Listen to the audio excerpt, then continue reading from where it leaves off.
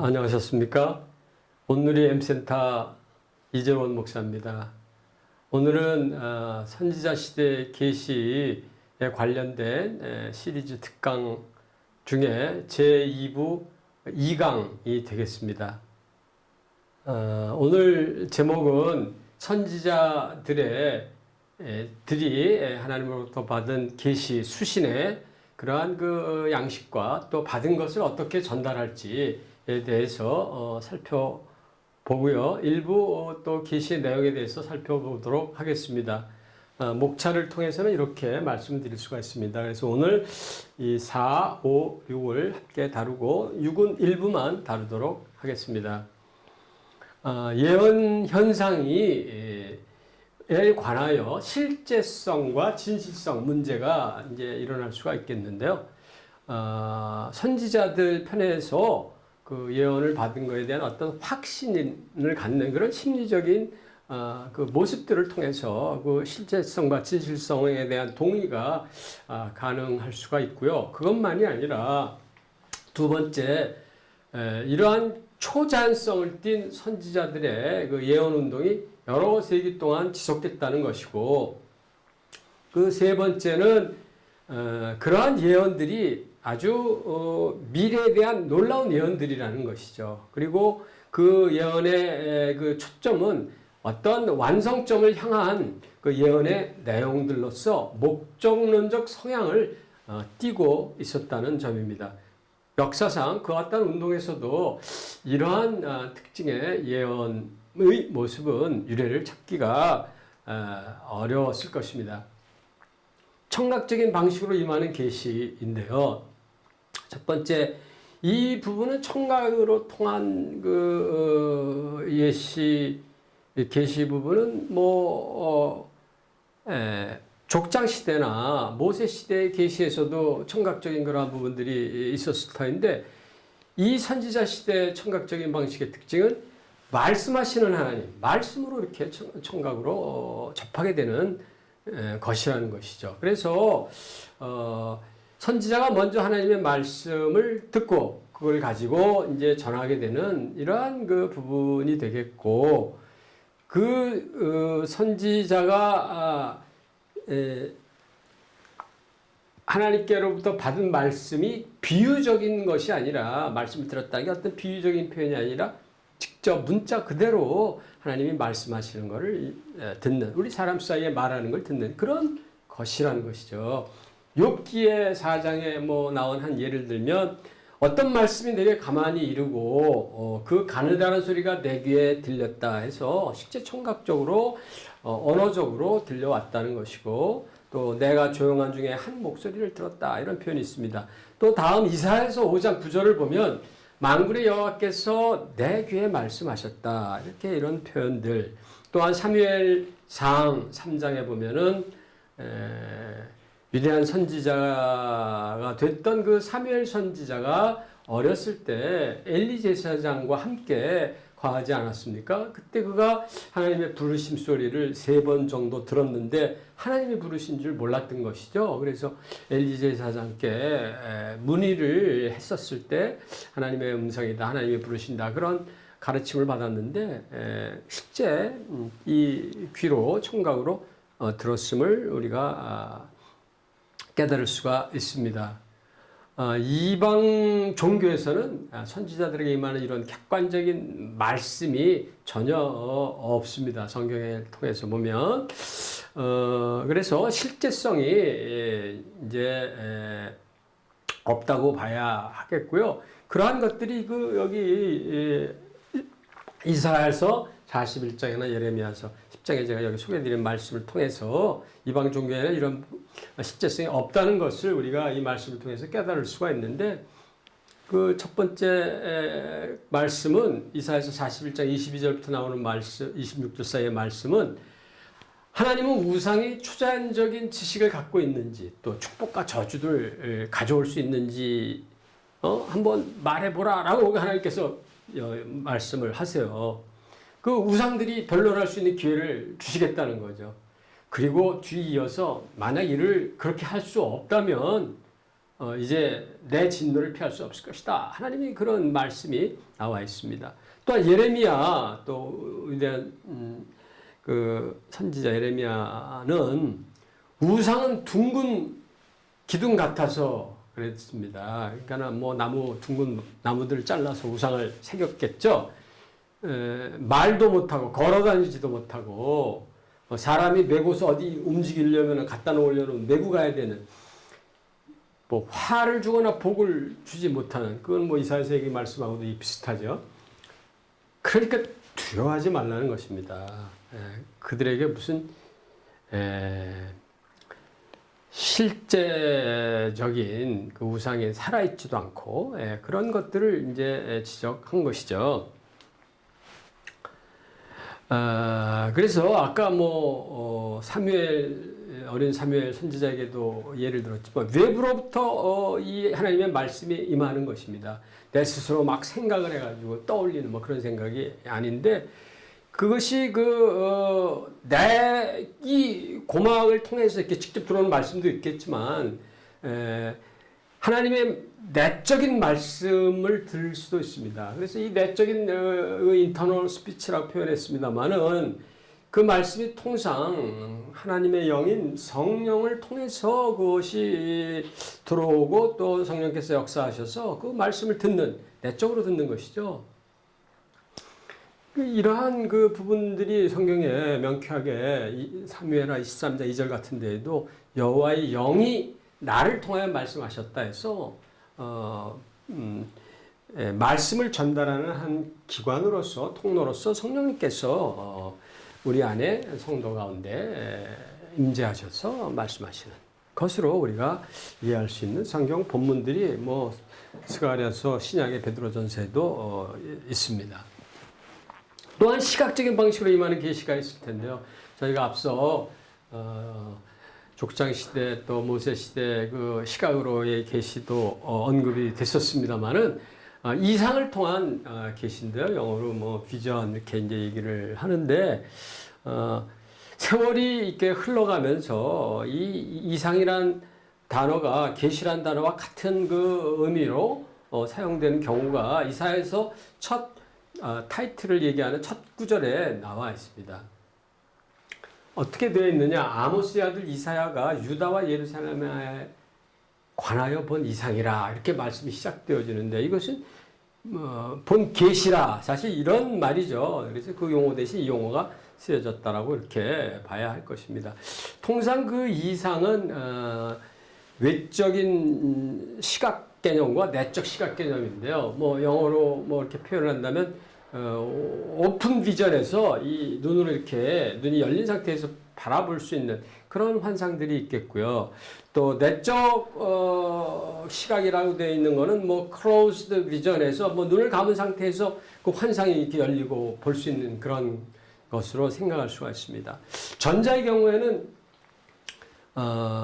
열왕기 하에서의 열왕기 하 역사서에 나오는 이제 6장 정도의 엘리사가 이제 그 아람 왕이 이스라엘을 공격할 때 그 군대들이 두려워 떨던 그런 상황에 그 엘리사의 선지자의 사환이 두려워할 때 엘리사 선지자가 그 성 주위에 하늘로부터 내려온 불말과 불병거의 군대를 보라 이렇게 얘기했던 6장 17절에 나오네요.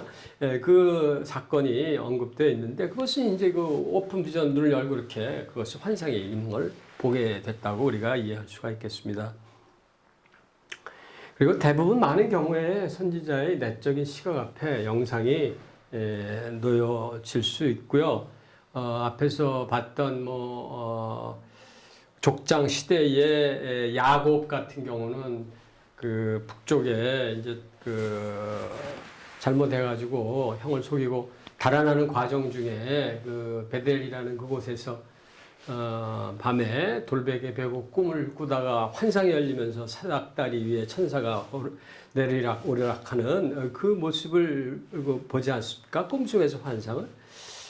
제가 최근에 유튜브 사이트에서 저희 이 기독교계 저명하신 신성종 목사님의 천국과 지옥 체험, 저는 뭐 책으로도 봤습니다만은 동영상을 듣게 됐는데요. 그 목사님도 밤에 꿈을 꾸다가 그 환상이 열려서 천국과 지옥을 매일 저녁 며칠에 걸쳐서 이렇게 하나님께서 보여주셨다 이렇게 말씀을 하시네요. 그래서 그런 경우는 뭐 내적 시각, 클로즈 비전, 눈이 감겨 있는 상태죠. 꿈꾸고 있는 밤이니까 그렇게 저희가 볼 수가 있겠습니다. 다음은 황홀경을 통한 계시인데요. 앞에 나온 뭐 청각과 그 시각과는 조금 다른 경우인데 영어는 뭐 트랜스 또는 뭐 랩처 이런 단어도 쓰는 것 같습니다. 통상 뭐 우리가 입신한다 이런 표현 한국 사람들 쓰고 뭐 그런 걸 좀 강조하는 뭐 일부 교회나 뭐 기도원이 있을 수도 있는 것 같은데요. 이것은 앞에 거와는 좀 다소 다르게 이것을 체험하는 사람의 어떤 인격이 하늘로 이렇게 올라간다는 그런 표현을 써볼 수가 있습니다. 이사야서 6장에 보면은 선지자 이사야가 하나님을 뵙는 그러한 모습이 그려져 있고 하나님의 옷자락도 보고 천사들이 그 창화한다 해서 노래하는 그런 찬양하는 것도 보고 하는 그 모습이 이제 그려져 있지 않습니까? 그것이 뭐 하늘의 성소, 하나님 계신 성소를 직접 본 것인지 아니면 뭐 예루살렘 그 시온 산이라고 불렀던 그곳에 있는 성전에서 일어난 그 환상인지 뭐 구체적인 표현은 없습니다만은 그 사도 베드로의 황홀경 그 체험이 이제 사도행전 10장에 나오잖아요. 그래서 이런 환상이 낮 시간에 기도하러 올라갔다가 그 하늘에서 이렇게 보자기가 내리고 짐승들을 먹어라 이런 음성을 듣고 하는 이런 일들이 이제 황홀경이라고 저희가 볼 수가 있습니다. 또한 사도 바울도 이러한 경험을 고린도후서 12장에 보면은 하늘에 올라가서 세 번째 하늘 3층 천에서 이런 뭐 참으로 놀라운 것들 경험한 내용이 약술이 되어 있는데 그런 사람을 자기가 안다 이렇게 아마 거기서 표현이 되어 있는 것 같은데 통상 그게 자기 자신을 그 제3자적으로 표현하지 않았을까 이런 생각을 해볼 수가 있습니다. 겸손하게 아마 얘기를 했던 것 같고요. 그 다음에 이제 이러한 이상을 받는 경우에 신체적인 어떤 현상들이 좀 일어나는데 눈이 감기는 이상을 받은 경우입니다. 눈이 감기는 상황이 있다 그랬습니다. 그래서 뭐 그 말씀드렸던 과거에 말씀드렸던 그 메소포타미아 그 지역에 그 이방 거짓 선지자 발람 선지자가 그 민수기에 이제 이야기가 나오지 않습니까? 이스라엘을 사주를 받아서 모압왕의 사주를 받아서 저주를 하라고 3번씩이나 요청을 받았을 때 그때 발람이 어떤 이상을 이렇게 보았던 것 같은데 자기 자신을 눈을 감았던 자다라고 이렇게 표현을 하는 것이 나와 있습니다. 때로는 뭐 이렇게 이상을 볼 때 자기도 모르게 자의적이지 않은 자기도 모르는 상태에서 이렇게 엎드러지는 그러한 일들이 어떤 신적인 영향에 압도되는 것이죠. 그런 것들이 뭐 에스겔서나 다니엘서, 에스겔 다니엘에도 그런 경험이 성경에 기술이 되어 있고 그 황홀경의 경우 상태는 그 우리가 뭐 인격이 하늘에 올라갔다 이런 표현을 썼지만 결국 뭐 영혼과 육체가 분리된 것이 아닌가 뭐 신비로운 것이죠. 영혼이 빠져나갔다 이렇게 표현을 할 수도 있고 특히 에스겔이 장로들 앞에서 자기 자신을 자기의 체험을 얘기하면서 몸은 그대로인데 영혼이 빠져나갔다 이런 표현들이 있습니다. 통상 아까도 잠깐 뭐 최근에 우리 국내 목사님 예도 들었지만 이상이 때로는 뭐 환상이라는 표현을 쓰죠. 꿈과 연결된 경우가 많이 있습니다. 그리고 그 이상이 끝날 무렵이나 끝날 후에 몸의 상태에 대해서 여기 제일 마지막 줄에 스가랴 선지자의 스가랴서의 4장 1절에 나오는 것 같이 천사가 스가랴 선지자를 이렇게 흔들어 켰던 것 같습니다. 근데 그는 스가랴 선지자는 자기가 잠에서 깬 것 같았다. 이상해서 깼을 때가 그렇게 표현이 되어 있고 다니엘은 여러 날을 알았다. 다니엘서 7장에 보면 8장에 보면 이런 표현들이 있습니다. 이런 경험을 하는 분들이 지금 이 시대에도 뭐 그 특정 시대만 있었던 건 아니었을 것으로 제 자신은 이렇게 믿고 또 알고 있습니다. 이상이 진행된 동안에 그러면 이 정신의 내적 상태는 어떤 상태인가? 아까 뭐 영혼이 빠져나갔다는 표현을 썼지만 영혼의 정확한 반응 방식을 그 메커니즘을 알기는 좀 어렵겠죠. 성경이 뭐 구체적으로 기술하고 있지는 않습니다. 하지만 뭐 창세기 15장에 아브라함의 경우를 보면은 아브라함 15장 1절부터 쭉 보면은 12, 13절에 보면 아브라함도 깊은 잠에 이렇게 빠지는 그런 모습이 있고 흑암과 두려움이 임했고 하나님의 음성을 듣고 뭐 400년 애굽 그 이야기가 이제 하나님의 음성을 듣게 되는데 아브라함은 잠을 통해 깊은 잠이 들었지만은 의식을 상실하지 않고 하나님의 모든 것들 다 주시는 것들을 잘 캐치한 그런 모습들이 성경에 그대로 나와 있습니다. 그 깊은 잠의 무감각한 상태를 나타내는 히브리어의 그 단어는 타르테마, 그리고 또 그것에 상응하는 고전 헬라어는 엑스타시스 이렇게 있습니다. 뭐 이 엑스타시스의 영어 번역은 엑스터시 해가지고 통상 뭐 현대에서는 마약 종류 가운데 하나를 이야기하는 것 같습니다. 그래서 이것이 갖는 의미의 단어적인 것은 정신 나간 상태, 광적인 상태, 무아지경 뭐 이런 것들을 의미하는 그런 것인데 이것이 하나님의 부르심에 의해서 하나님의 은혜로 이런 일들이 일어날 수 있다는 것이죠. 초대교회 이단이 있었는데요. 몬타누스주의자들은 선지자들의 이런 상황이 자기들이 추구하는 육체에서 정신을 이렇게 분리시키는 뭐 자기들을 닮았다 이런 주장을 피기도 했던 것 같고요.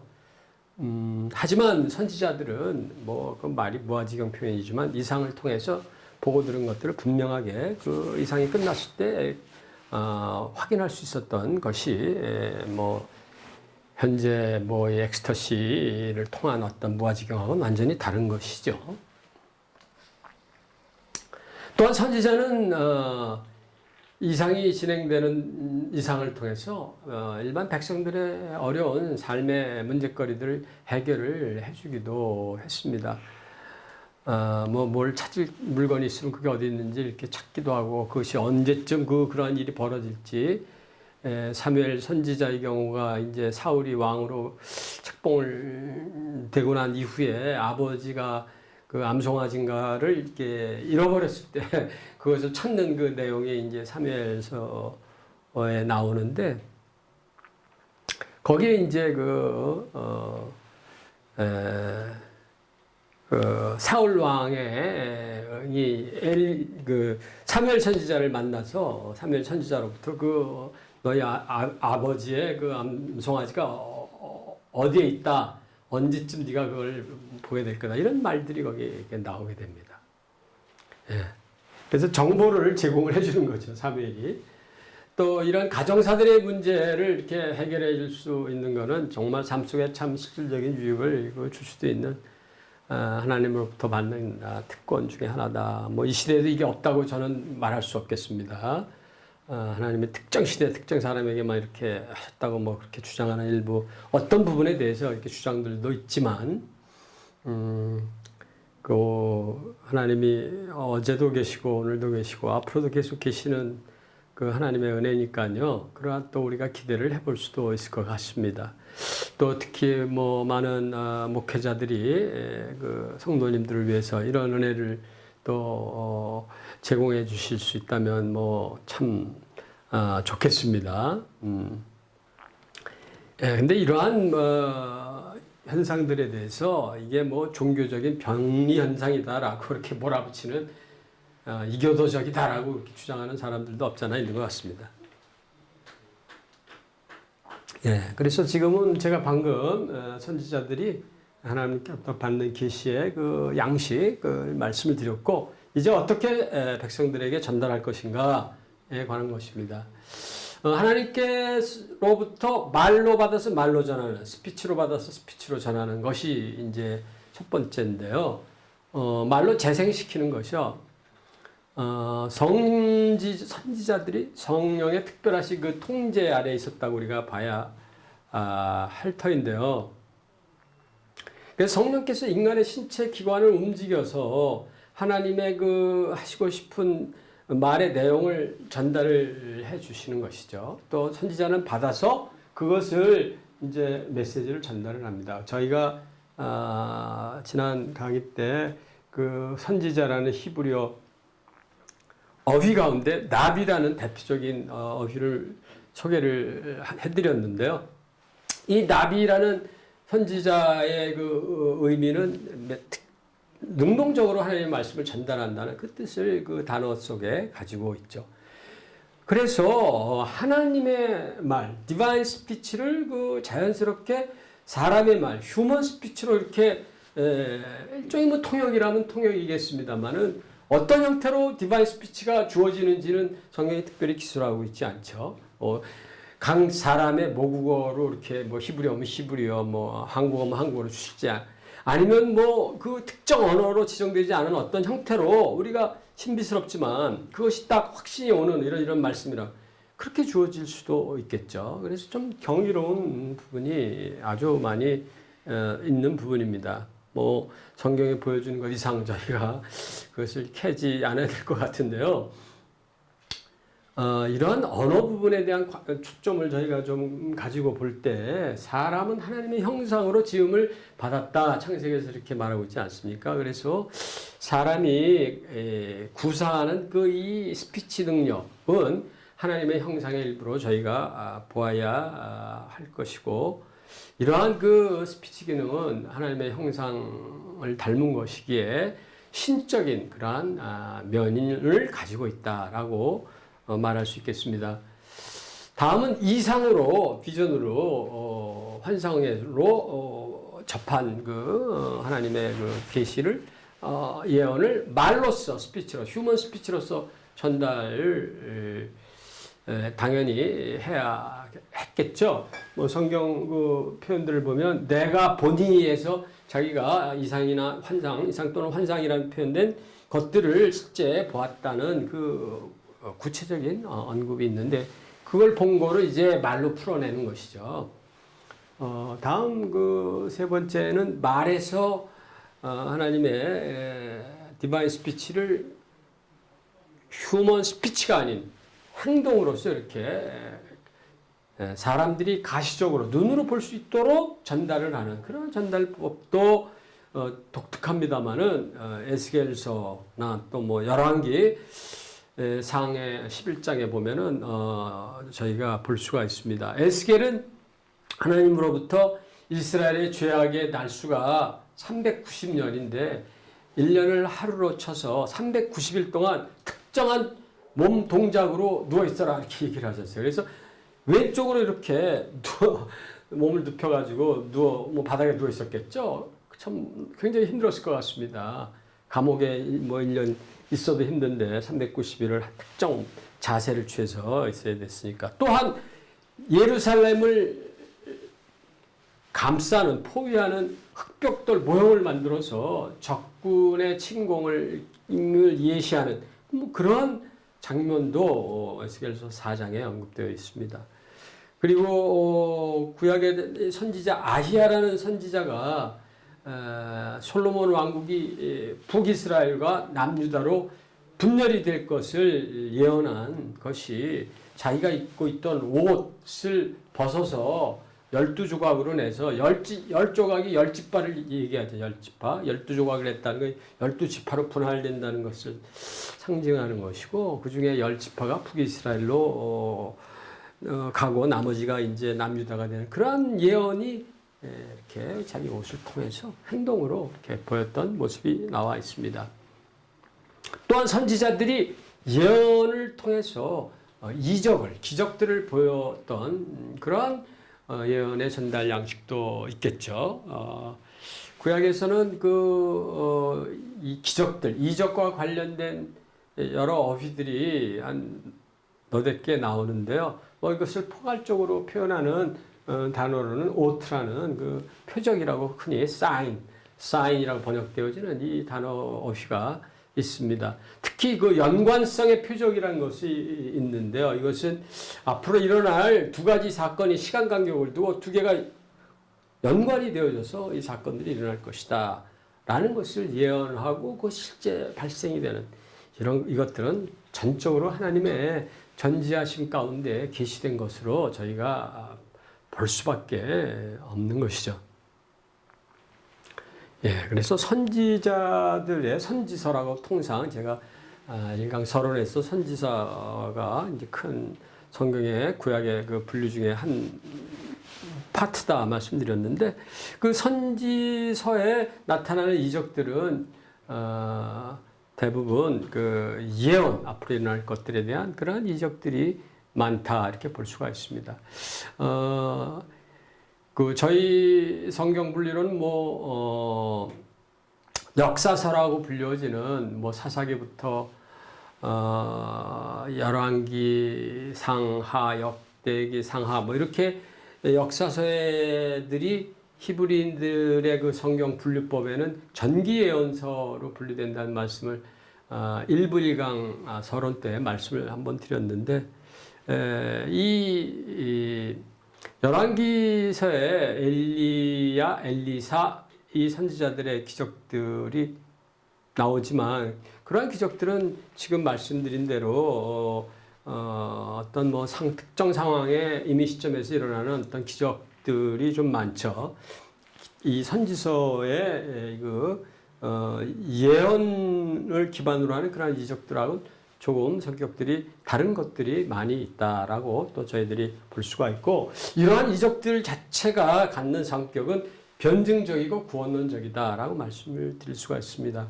변증적이라면 기독교 변증론 이렇게 이런 표현들 속에서도 나오지만, 이성을 통해서 기독교의 진리를 대변하는 그러한 것들을 우리가 통상 변증, 또 변증하다, 변증론, 변증적 이렇게 얘기할 수 있는데, 이러한 예언의 기적들이 바로 기독교가 참 종교요, 하나님으로 말미암는 종교다라는 것을 이게 이제 변증하고 있다, 그렇게 말씀을 드릴 수가 있겠습니다.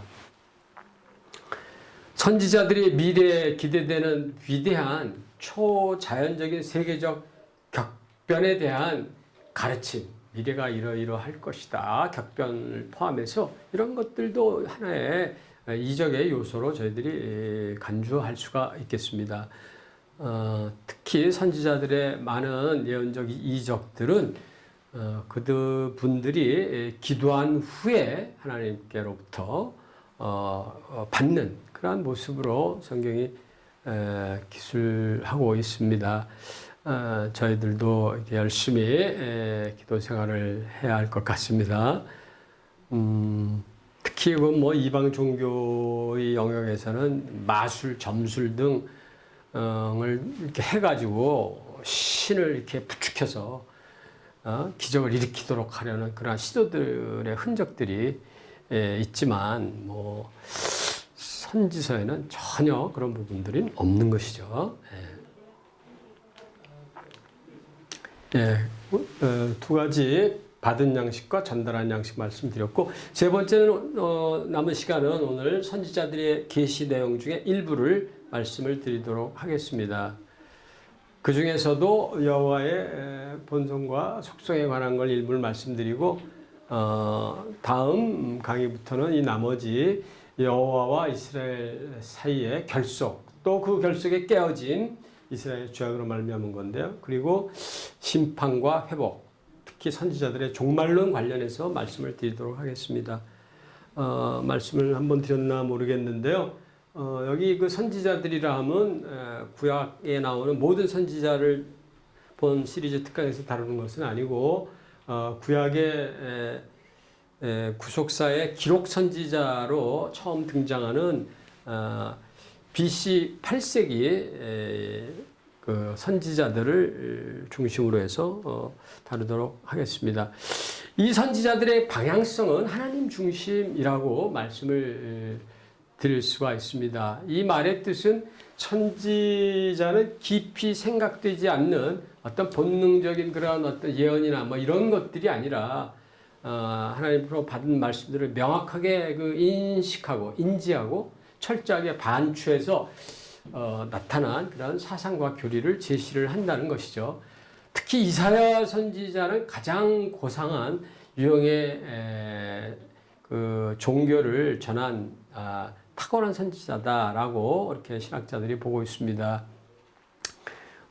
그의 종교적 감수성, 하나님 중심의 감수성은 아주 다음과 같은 세 가지로 저희가 특히 주목해서 볼 수가 있습니다.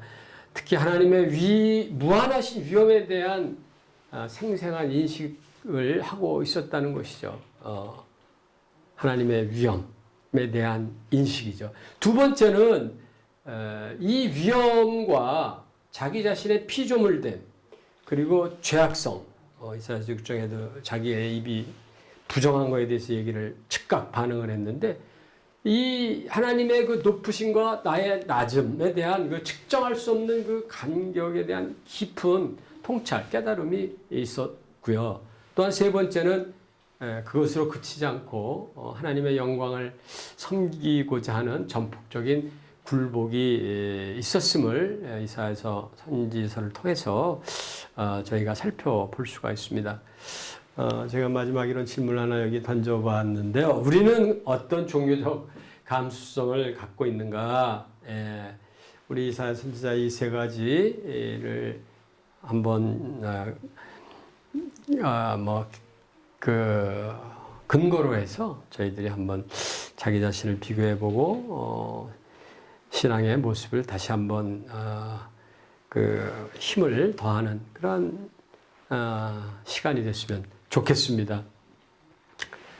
선지자들이 받은 이 초기 선지자들이 받은 하나님의 특별 계시 가운데 중요한 것 중에 하나는 유일신론을 꼽을 수가 있겠죠.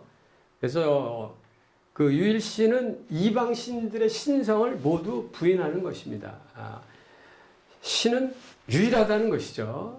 그래서 성경에 여러 나홈 선지자나 이사야 선지자나 호세아 선지자들의 그 표현들 보면 이 이방신들에 대해서 그것은 거짓 것이다, 무용지물이다. 여기 히브리어의 단어 엘릴이라는 단어를 소개해드렸습니다만 이 무용지물이 영어로는 값어치가 없다, 우상이다 이렇게 번역도 되어 있습니다.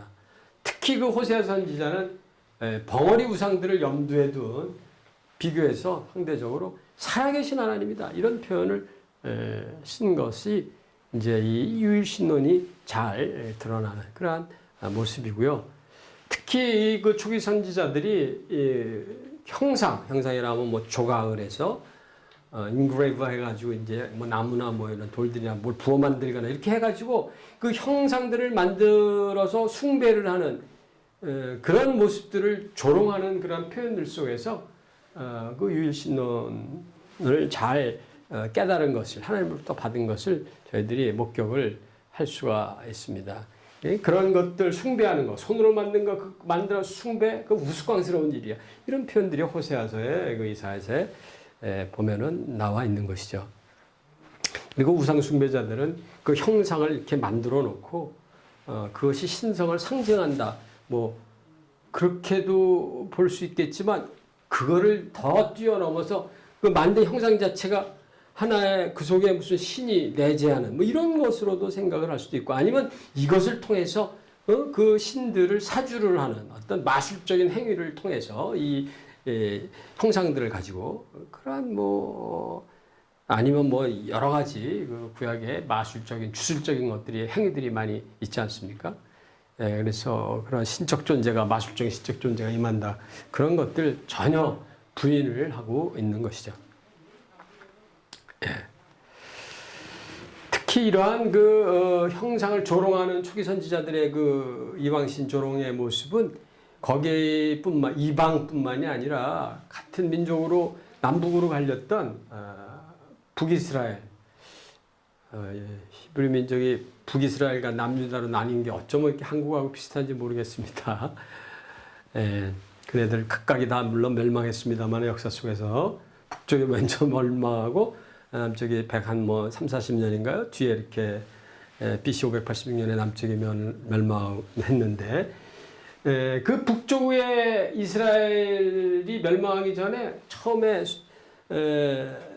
솔로몬 아들이 르호보암이 남쪽으로 가고 북쪽에 이렇게 여로보암이 가면서 갈려지면서 북쪽에서는 단과 베델이라는 지역에 금송아지를 이렇게 형상을 만들어 놓고 그걸 여호와라고 섬겼습니다. 저희가 도저히 이거 뭐 믿어지지 않는 사건들인데요. 그래서 이 호세아는 단과 베델에 있는 이러한 신을 통해서 그 여호와라고 주장하는 그것이 다 거짓이다.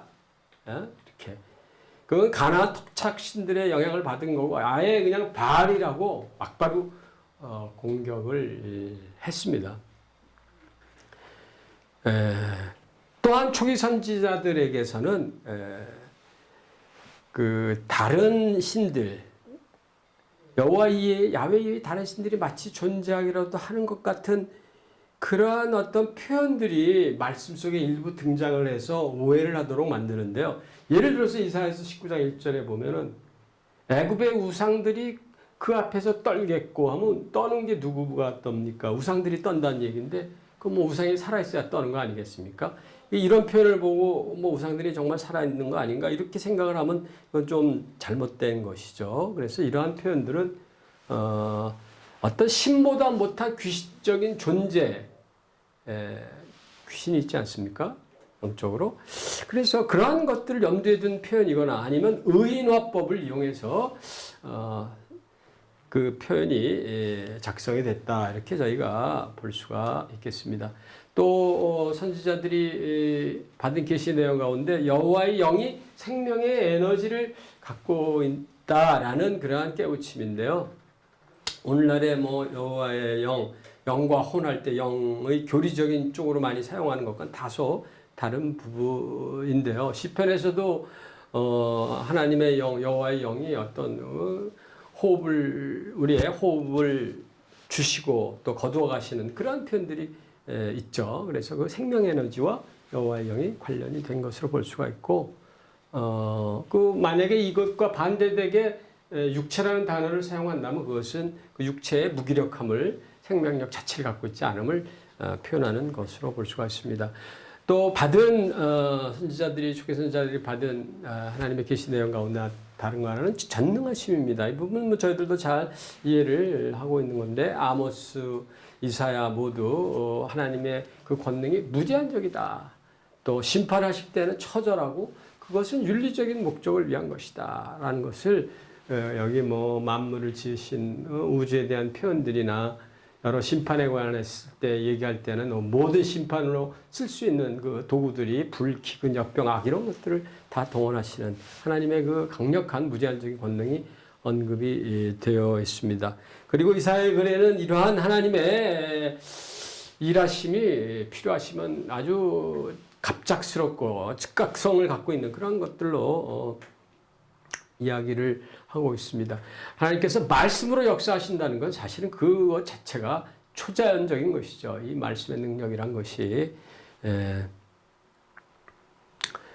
특히 하나님의 이런 무제한적인 권능, 주권은 이사야서의 그 토기장이와 진흙의 비유 본문을 통해서 토기장이가 그 자기가 원하는 그릇을 진흙을 이겨서 언제나 만들고 마음에 안 들면 언제나 부술 수 있는 그러한 비유를 그 이사야서에 하나님께서 주시면서 하나님의 주권을 하나님께서 스스로 선지자에게 이렇게 가르쳐 주시는 내용이 나와 있죠.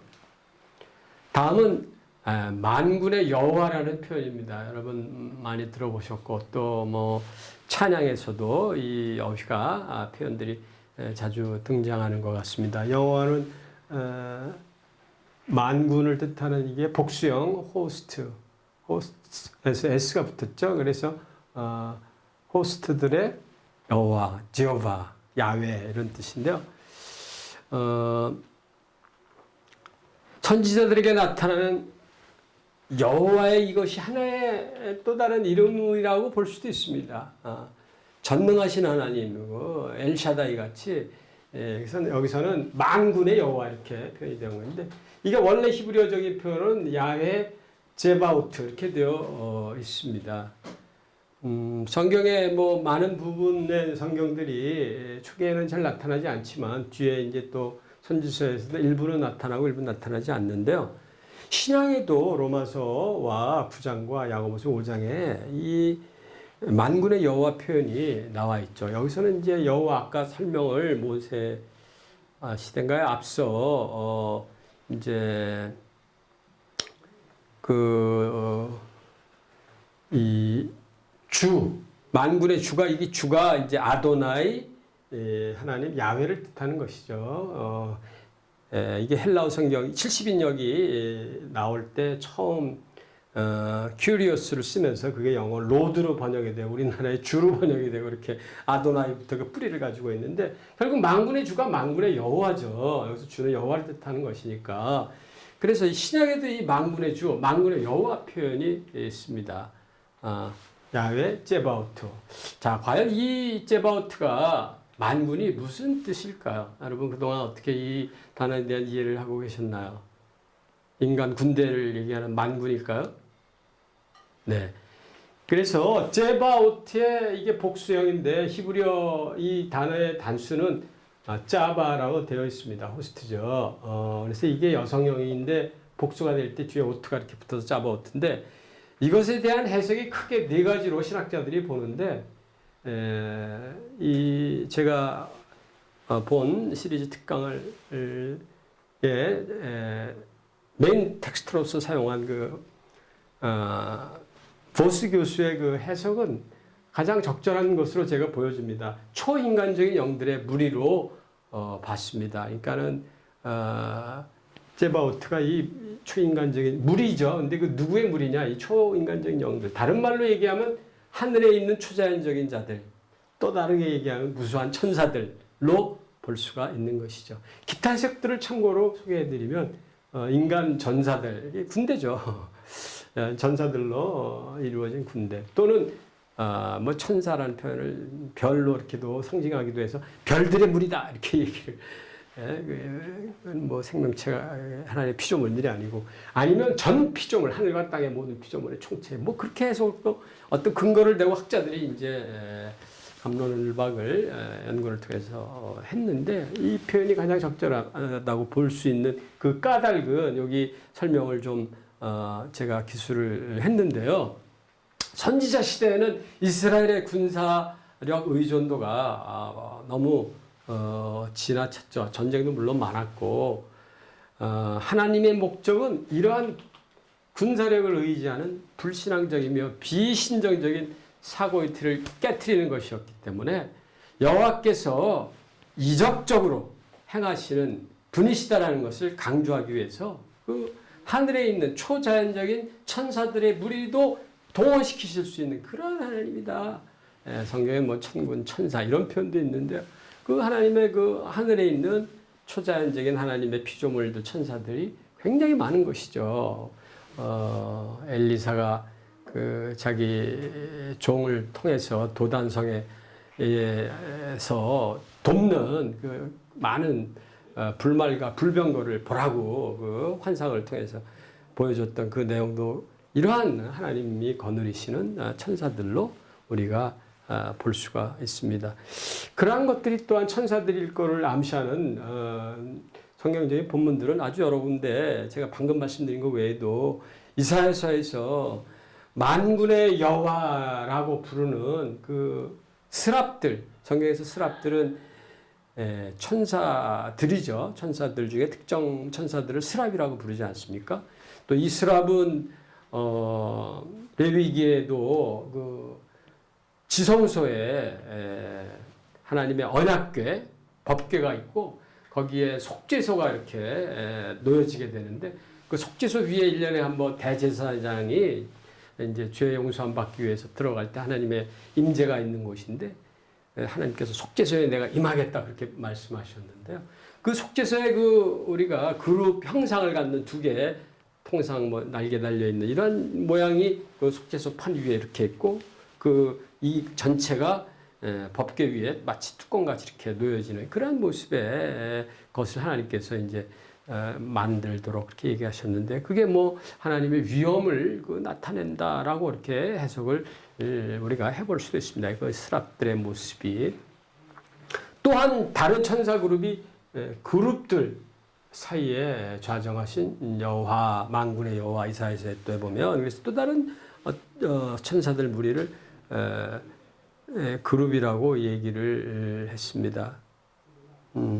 이 그룹들은 창세기에 생명나무로 가는 길을 지켰던 천사들이 그룹들 아니었나요?